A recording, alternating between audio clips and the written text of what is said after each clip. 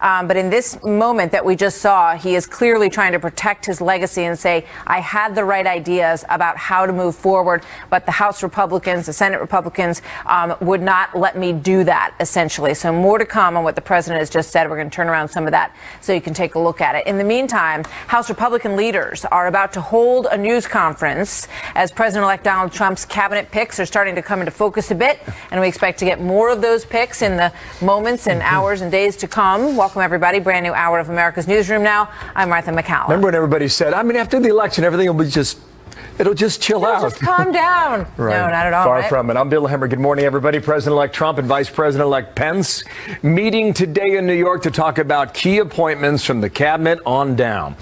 We are getting some hints for heavyweight positions like Secretary of State amid some backlash against the choice of Steve Bannon as chief strategist. Senior Trump advisor Kellyanne Conway calling the left's outrage part of an organized smear campaign. I'm not that surprised by the backlash, but it's so wrong. And they're cherry picking a couple of headlines here and there, and they're laying that at the feet of Bannon and Trump. I just think that people can't accept the election results, to coin a phrase. We were asking the right questions about the wrong campaign and their supporters. Those who can't accept the election results ought to listen to people like President Obama, who clearly has accepting them and is trying to move forward with the new president. That was Kellyanne Conway. Joining us now, chief political correspondent Carl Cameron, who has covered this campaign from the beginning until very end, out there at Trump Tower and beyond around the country. Carl, welcome. Great to have you with us. Thanks, Martha. This morning, and warm and dry in the studio on this rainy day in New York City. So one of the next decisions that we think we're going to get is Secretary of State, right? Right, and it looks as though Rudy Giuliani, the former mayor of New York, has the front row position, but he is competing with John Bolton, the former UN ambassador. And Giuliani made it pretty clear he didn't want to be the attorney general. He has been in his private industries for the last 15 years, very, very involved overseas with his security company. So he has a reputation and he has connections with a lot of these governments already. So it appears as though he's got the front track. There may not be announcements today. Today, Mike Pence is going to be here in New York. The governor of Indiana and vice president-elect is going to be talking with Donald Trump about the selections that have to be made. As the chairman of the transition, of course, Chris Christie got pushed aside when they put Pence in charge of it.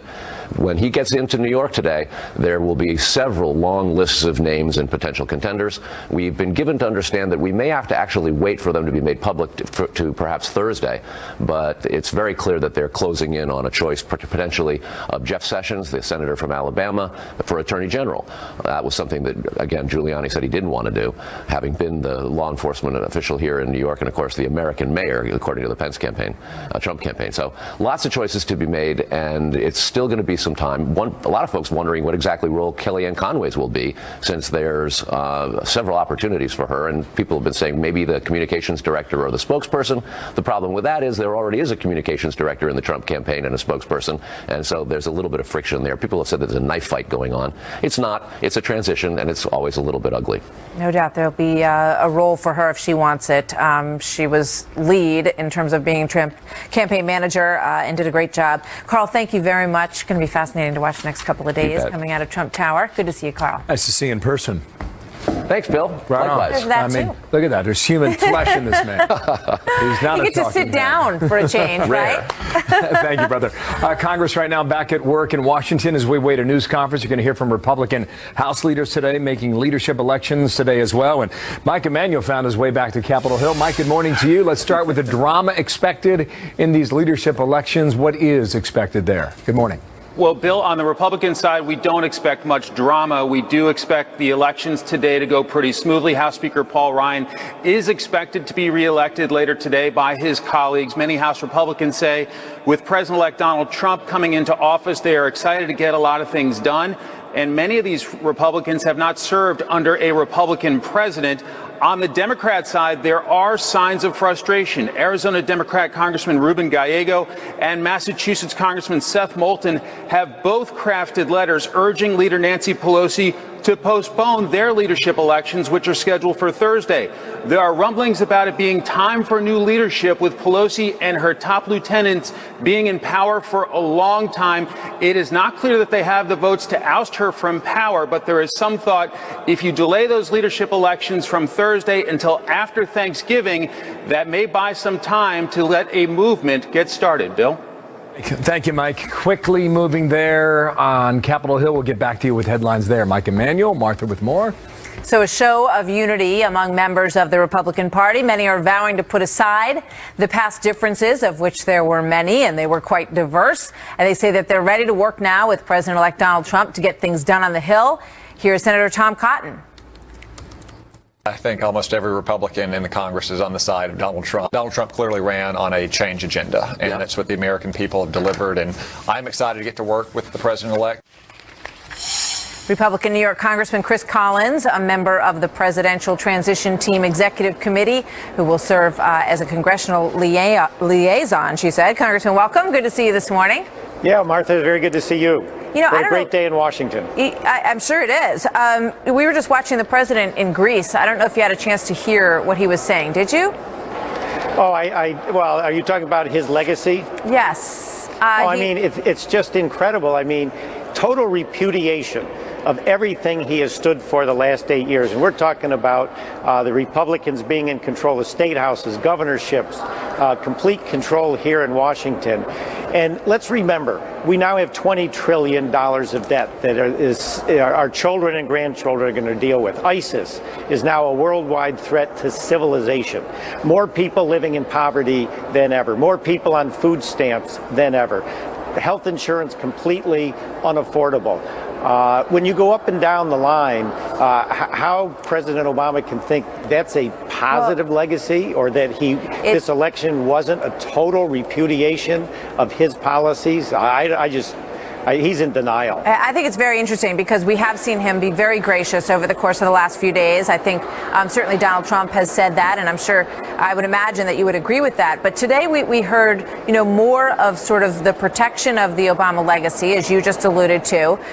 He said that basically he believes that his ideas were right about how to address the concerns and the frustrations and the anger that is out there in the country, but that the Republican Congress would not go along with his ideas, and that is why people didn't get the satisfaction from Washington that they wanted. Well, I mean, that's just wrong on so many levels. The fact is, President Obama, he said he had a phone and a pen. He basically legislated through executive orders, which President-elect Trump can overrule, eliminate on day one. But it comes down to the arrogance of President Obama. He never worked with Congress. He never reached out to Congress. And his ideas were so left-wing socialist that America, we could never have supported.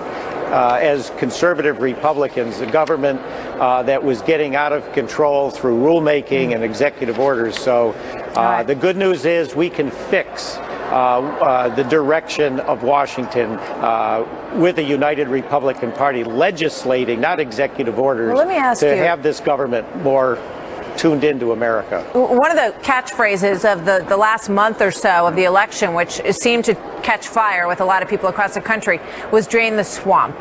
There's a lot of swamp in Washington, as everybody knows, who deals with the bureaucracy on any level. What is going to be the first order of business? Is it going to be cutting bureaucracy, cutting agencies? How is that going to work? Well, Martha, the good news is the Republican conference has 8 years of good bills that died in Harry Reid's desk and or were vetoed by President Obama. So we're not starting from zero. We know the regulations, whether it's the waters of the U.S. By the EPA and things of that sort, that we're going to move on removing regulations as a first priority. I know President-elect Trump's first priority is going to be overturning many of the executive orders that were put forth by President Obama. Yeah. And so I think saying that we're going to have a less regulatory environment that stifled business, that absolutely is job one. But we've got a lot of job ones that we'll be working at simultaneously. Thanks, Martha. Just real quick, a federal hiring freeze, is that a definite? I would think since we're going to reduce the size of government, we sure don't need any more employees. All right, Chris Collins, Congressman, thank you. Always good to have you with Thanks, us. Martha. Interesting to hear Kellyanne Conway last couple of days saying the excuse of divided government is no longer. More on that with Bill O'Reilly in a moment. Massive terror raids carried out in Germany trying to crack down on a radical Islamic group that played a role in getting young people to join ISIS. Tell you about that. Plus, there is this from O'Reilly. Fact is, more than 60 million Americans do not feel that President Obama included them in his grand left-wing vision. Thus, they voted against continuing his legacy by giving power to Mr. Trump. Moments ago, the president arguing that they basically were working with facts that are not the truth of the matter, and that the GOP and the media swayed them to believe things that weren't true, essentially. So voters choosing to put President Obama's legacy at stake. So what does it mean for Democrats? And are they in denial about that inclusion issue? Bill O'Reilly joins us live moments away. This is very interesting. The president in Greece talking about his legacy. So let's listen in a bit more to this. As you know, throughout my presidency, I'm sure as a matter of convenience, I generally haven't paid a lot of attention to the polls. But since your question is directly related to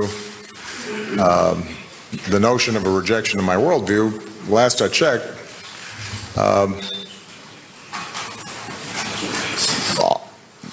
a pretty healthy majority of the American people agree with my worldview on a whole bunch of things. And I know that begs the question, well, how is it that somebody who appears to have a very different worldview just got elected?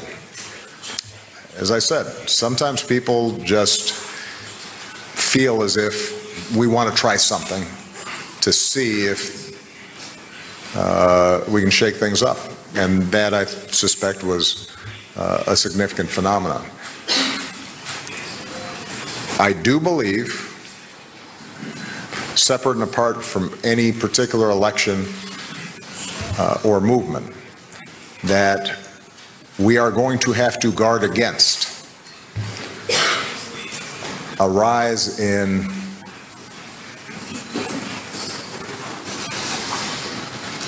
a crude sort of nationalism or ethnic identity or tribalism that is built around an us and a them.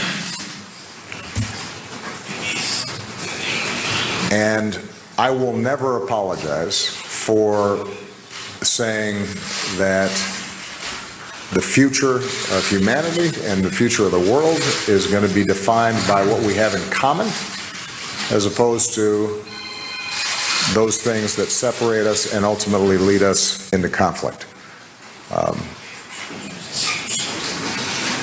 Take Europe.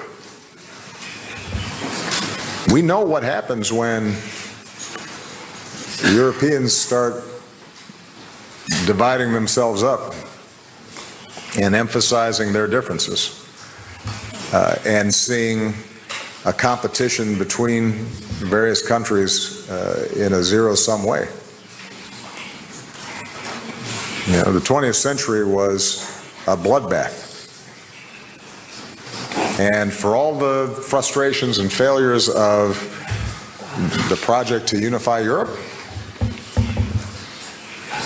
the last 5 decades have been periods of unprecedented peace, growth, and prosperity in Europe. In the United States, we know what happens when we start dividing ourselves along lines of race or religion or ethnicity. It's dangerous. Not just for the minority groups that are subjected to that kind of discrimination, or in some cases in the past violence, but because we then don't realize our potential as a country when we're preventing blacks or Latinos or Asians or gays or women from fully participating in the project of building American life. So my vision's right on that issue. And it may not always win the day in the short term in any particular political circumstance, but I'm confident it'll win the day over the long term. Because societies in which we are able to unify ourselves around values and ideals and character and how we treat each other and cooperation and innovation ultimately are going to be more successful than societies that don't. That's my strong belief. And I think I've got pretty good evidence to prove it.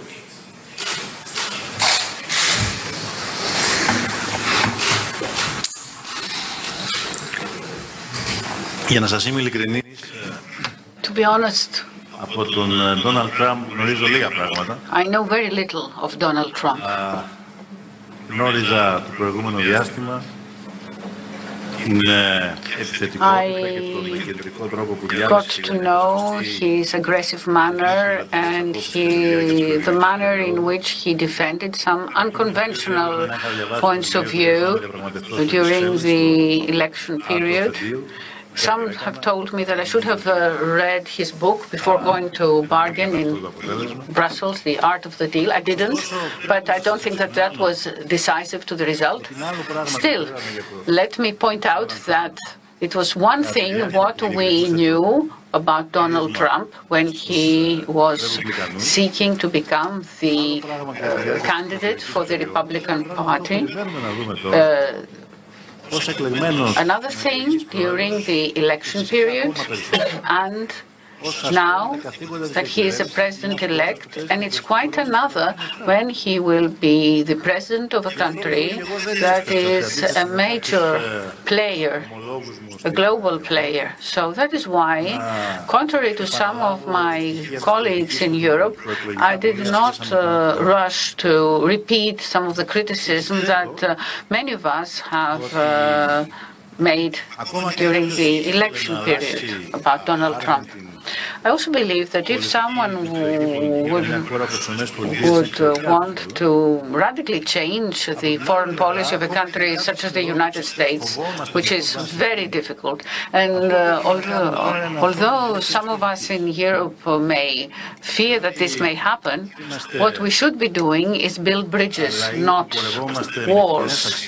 We are proceeding on the basis of common values. We have more to gain from partnership, from promoting our partnership in dealing with the big global challenges. I therefore believe that in the near future, not much is going to change in the relations between EU, Greece and the United States of America. These are relations that were forged under very difficult conditions and rely on the common values of our people. Thank you, Martha.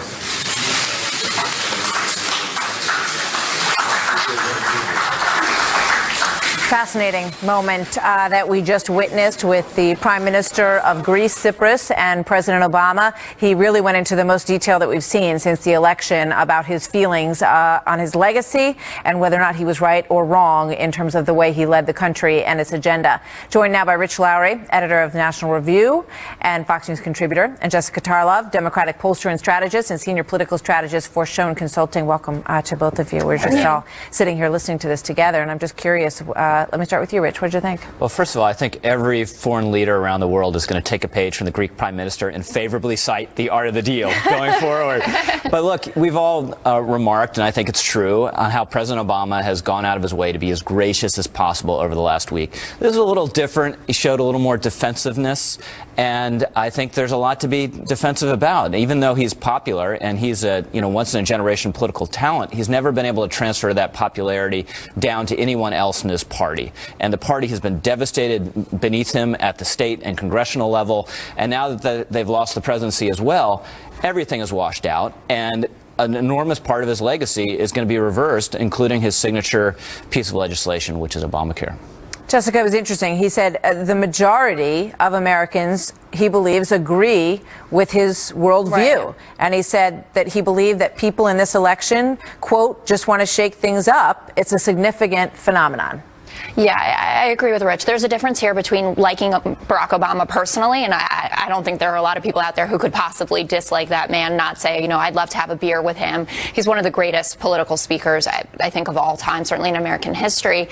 And his policies are a separate issue, though. And I think that this election was a referendum on that. It was also a referendum on Hillary Clinton personally. You know, when Barack Obama's staunchest base, right, the African-American voters in America don't turn out for her, that's about her. And it's also about what they're saying to him about where the party has gone here. And I think that they were very dissatisfied with that as a choice. You know, we had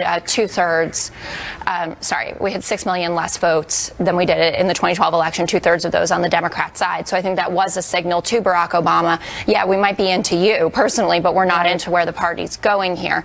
But I think that he's right to stand up there and defend his legacy, because that's what he's going to have going forward. And I have always thought that history would look more fondly upon Barack Obama than these kind of 8 years. But if Obamacare is gone, if the Paris climate deal is gone, if we have attacks on women's health and things like that across the country, there's a lot that could be rewritten. It's so interesting. I think generally history is kinder to most presidents in retrospective, and I think the American people, whether they had strong differences with him or not, down the road, they have an affection for former presidents. I think it's just the way that the country operates, and I think, you know, that's a good thing. I always have wondered, though, in terms of what he said about the dichotomy of how popular he is, Rich, and what became clear that at least the majority of electoral votes spoke for, that the country wanted to go in a different direction. And I think some of that came from the fact that people like him, as Jessica said, and that they do feel fond when they look at someone who's about to be an ex-president in terms of a 51% approval rating. But the thing he never really did, he never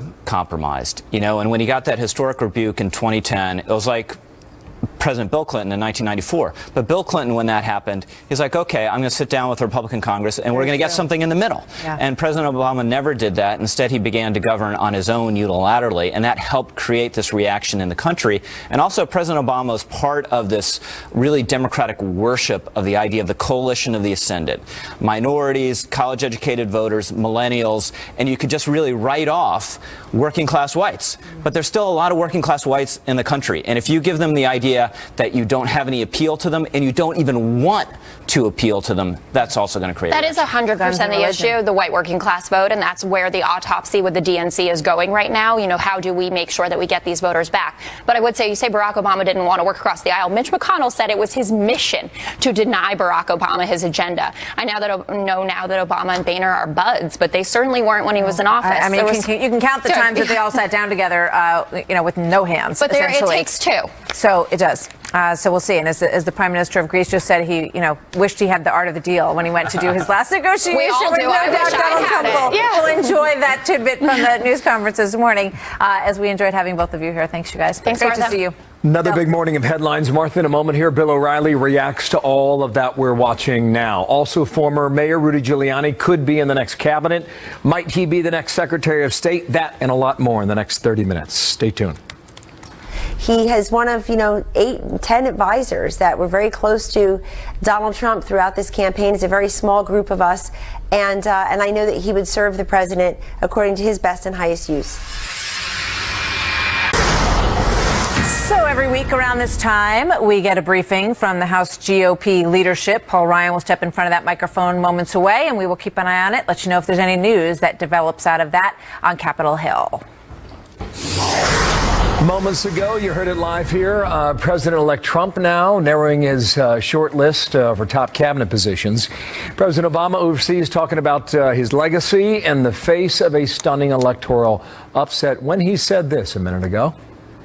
Because I think I can make a pretty strong argument that the policies we put forward were the right ones, that we've grown faster than just about any advanced economy.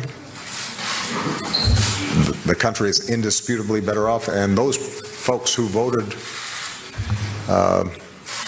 for the president-elect are better off than they were when I came into office. With me now, the co-authors of a brand new book. It's called Give Please a Chance. Bill O'Reilly, host of the O'Reilly Factor, and best-selling author James Patterson. Gentlemen, good day to both of you. You need a new chair, Harry. The chair's falling apart. right, man. I'm a Sue. We just came through a big story. Just give us a minute. We'll get around to all of that. How are you, gentlemen? You okay? Yeah, excellent. I want to ask you about the book in a minute, but first I want to get your reaction to what we just heard. He basically said people seem to think I did a pretty good job. Indisputably, we're a better off country because of the policies that I pursued and initiated. What do you expect them to say, Hammer? Did they screwed up? What wasn't it President Bush after one of the elections said we got whipped?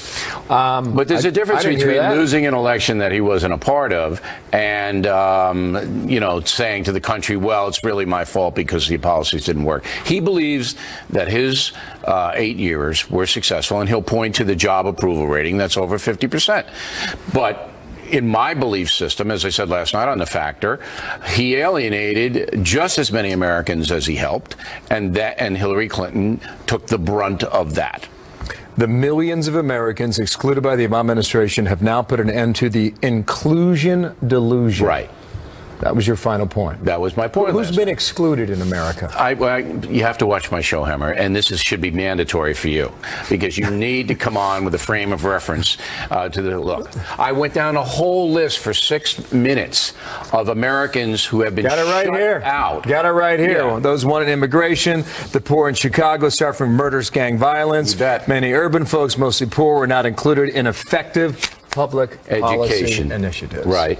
All of those people, plus the people who had to suffer through Obamacare, have to pay more for their premiums, they're not included in this grand vision that the president's talking about, and that's why Hillary Clinton lost. It must be a very difficult thing for this postmortem to go from the White House all the way to Athens, Greece, since this is clearly something that he is still digesting. It's obvious from his comments, and he was suggested that also that the Republicans in Congress did not want to work for him. Or with him, I should say. That's so much Kellyanne Conway came out yesterday, and she said repeatedly, the excuse of divided government in America no longer flies. Well, that's good for Kellyanne to say. Let's see how that works when every Democrat's going to oppose everything Trump does. But Trump has a chance because they control both houses. I would suggest that a good and strong leader finds a way through all that stuff. It's hard. No matter how much obstruction you have. It's very hard in this Can you name the last time he went to Capitol Hill other than the State of the Union address? Who? President Obama. He never goes to Capitol Hill. When was the last time he had members of Congress over for lunch? He doesn't like or them. a beer. It doesn't happen. I think the American people noticed that bill and they reacted to it. Well, let's see if Trump does it differently. You're done with me now, aren't you? I am. Give please a chance. We actually have a chance to do something a little different here with the book. Look, I mean, we'll sit here and we'll talk and people will listen.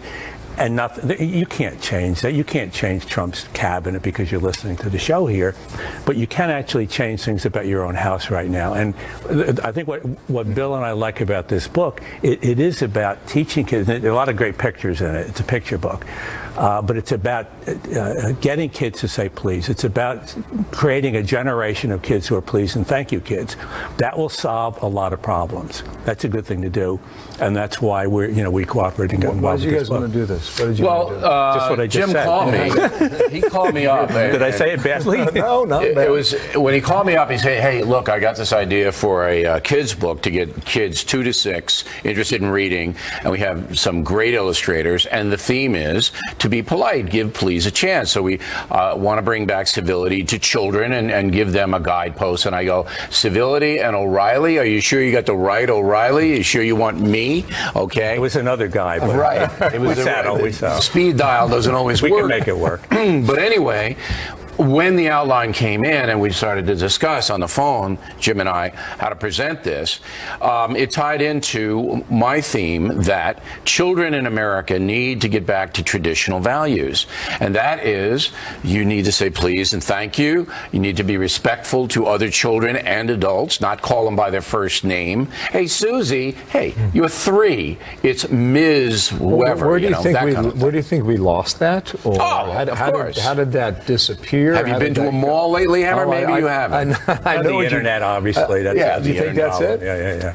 Well, it's a big piece of it. Now, 2 things are going to happen with this book. One, it's going to get parents and grandparents and uncles and even in preschools, it's going to get them over the table having a fun experience with the book, where over and over and over, every single picture in this, it just says, please, please, please, can I, a little kid with a big dog, he's, basically, can I have this lost dog? Please. And you're a guy who deals in words every day. Yeah. I mean, what does that word mean?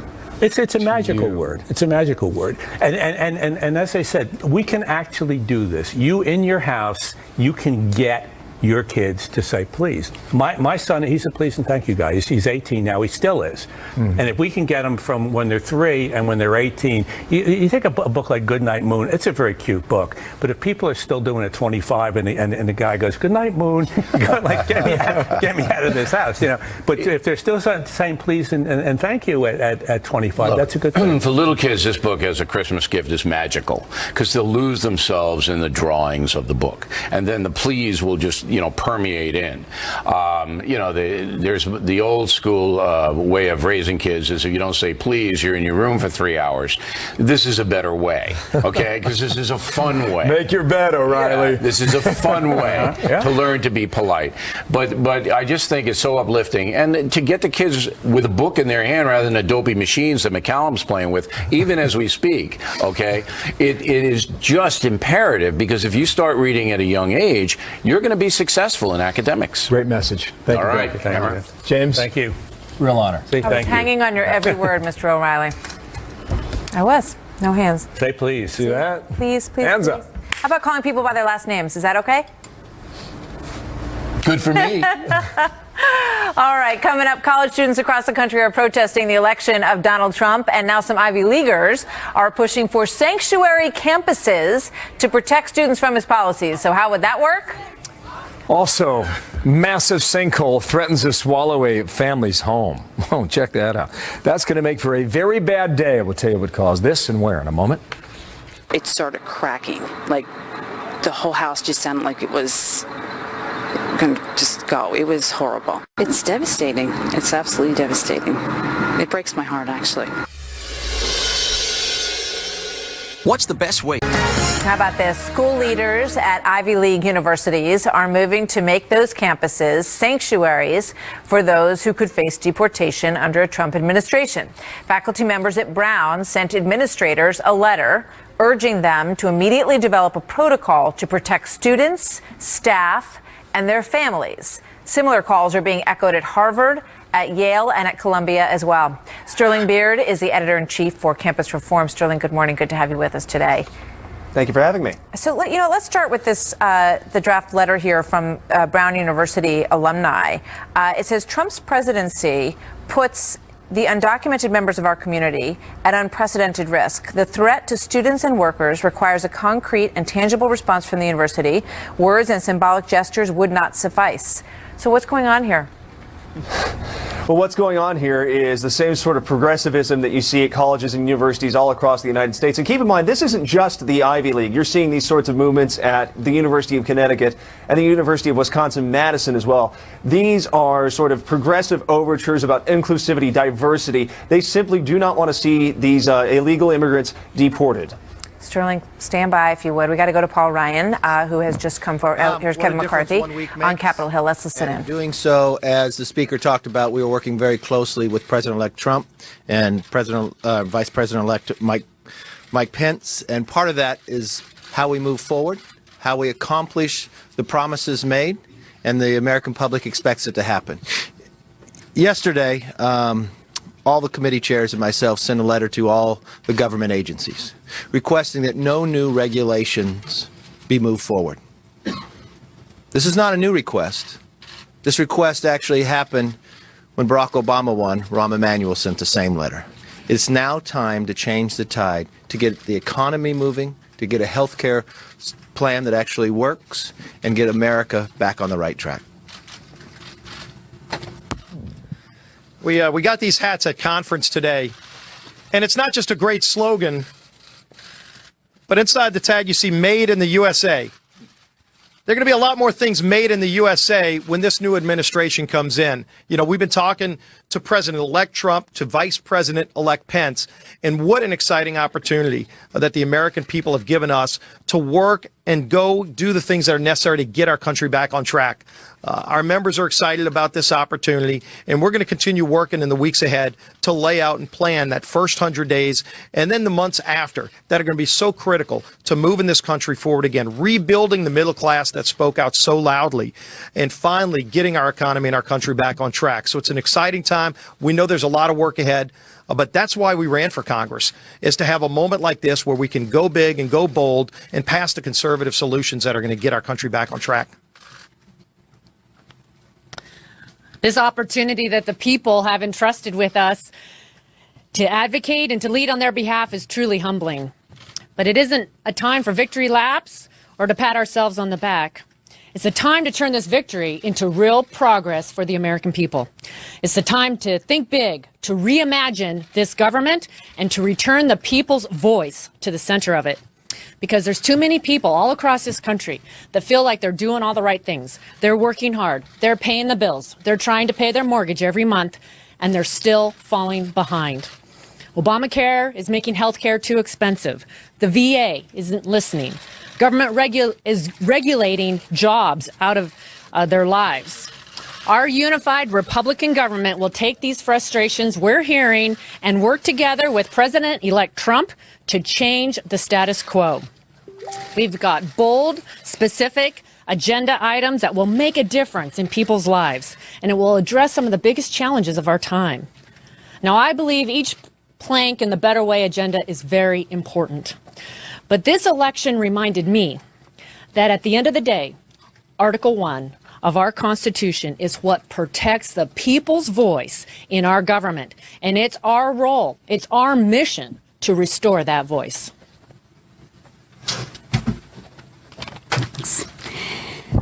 The American people have sent Republicans back to Washington with a mandate for change. We have a government united together with the purpose of bringing common sense principles back to our nation's capital. Since the beginning of this year, we've traveled across the country, getting your feedback on our Better Way agenda.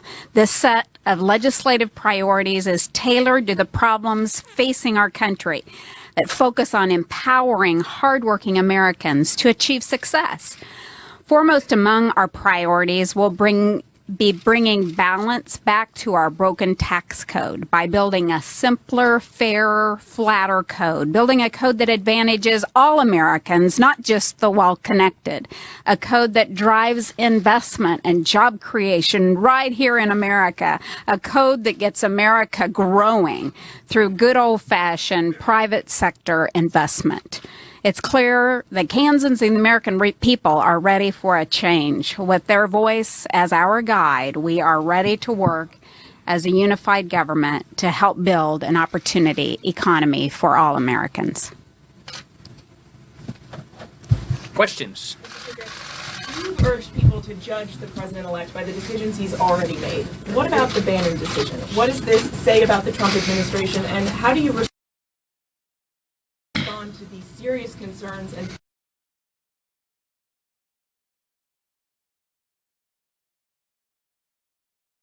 fears about bringing Steve Bannon into the White House? Look, I would just simply say that the president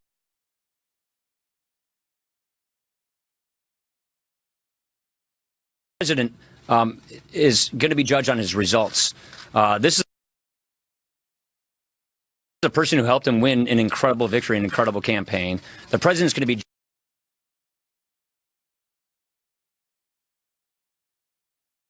judged on the results of this administration. That's why we're very eager to get up and running, to help him with his transition, to get up and running, and then to make progress on the mandate that has just been given to us by the American people. So we're confident about moving forward. We're confident about the transition, and we're very, very excited about getting to work for the American people. When will you move on a fiscal 17 budget resolution, and how could that affect the appropriations process in the White House? Those are decisions that are being made with the transition team. None of those decisions have been made yet. We are now sitting down with the Trump administration in waiting, along with our colleagues, to come up with our game plan for lame duck, and also to come up with our game plan for 2017. It's very exciting. We've got a lot of work to do, and we're having constant conversations about how to do that, but we haven't made any of those specific decisions yet.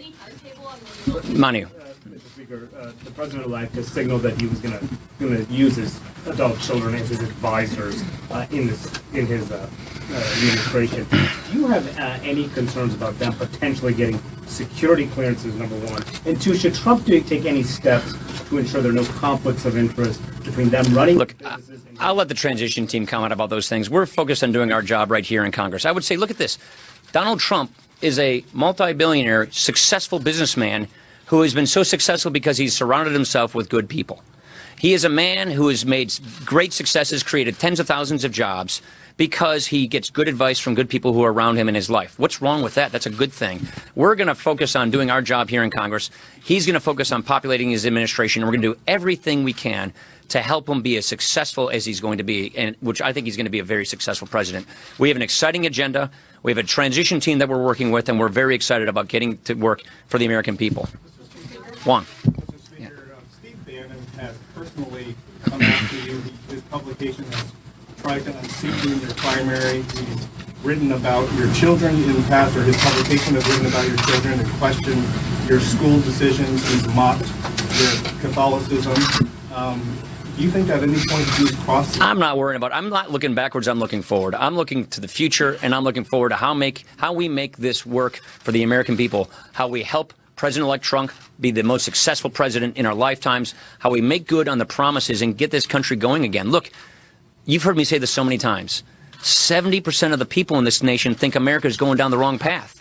They now just said, get on a better way, get on a better path. That's our job. Our job is not to look backwards. Our job is to look forward, make President-elect Trump as successful as possible, help him with the transition so we can make good on our commitment to the American people to fix this country's big problems. Casey. You built your career on reforming entitlements, a lot of conservative ideas. Donald Trump just won on a platform that in many ways is not